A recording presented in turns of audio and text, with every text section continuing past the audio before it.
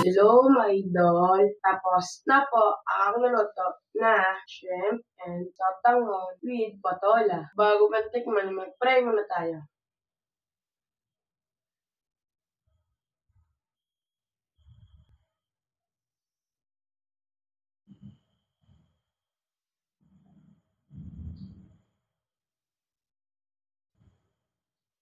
Amen. Tikman na po natin.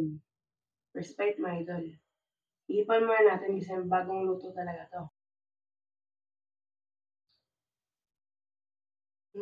Ang sarap, mga idol. Sabaw po talaga. Napakasarap na at ulam na ulam pag sabaw pa lang. Lalo na po pag mga sotanghon tapos yung shrimp. Talagang sobra na talaga sa ulam. Si mga idol, yung sabaw po natin talagang napakasarap. Talagang napakamalasa. Dahil sa shrimp tapos sa ating Lord cubes na shrimp din.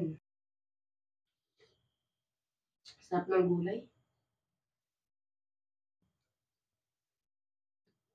Hindi ko pa paborito yung yung patola, pero ako kinakain ko. Pero ngayon mga idol, parang ginaganahan ako kumain ng patola. Kasi napakasarap ng ating sabaw.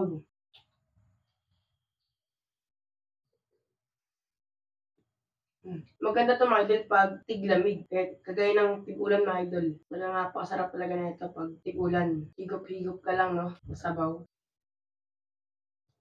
Talagang napakasarap talaga nito. Paborito ko po 'tong shrimp mga idol 'no. Napakasarap talaga ng niya, lasa niya. Kahit konti lang yung ingredients mo ito mga idol 'no, kahit di mo masyado damihin yung asin o kung walang asin lang. Talagang napakamalasada na talaga, kahit na cubes niya lang. Na shrimp. Talagang swak na swak mo talaga yung mga idol, no? Lasa. So, sana luto ulit yung mga idol eh.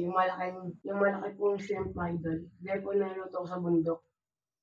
Yung napakalaki mga idol na shrimp. Masarap ng mga idol eh. Tayo namin mga idol. Pag nakakit po kami sa bundok eh, tayo po namin lutuin yun.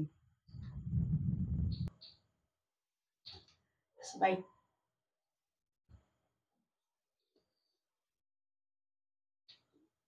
Mga idol. Kung nagustuhan nyo itong video na to, pwede pa like and share, subscribe. Goodbye.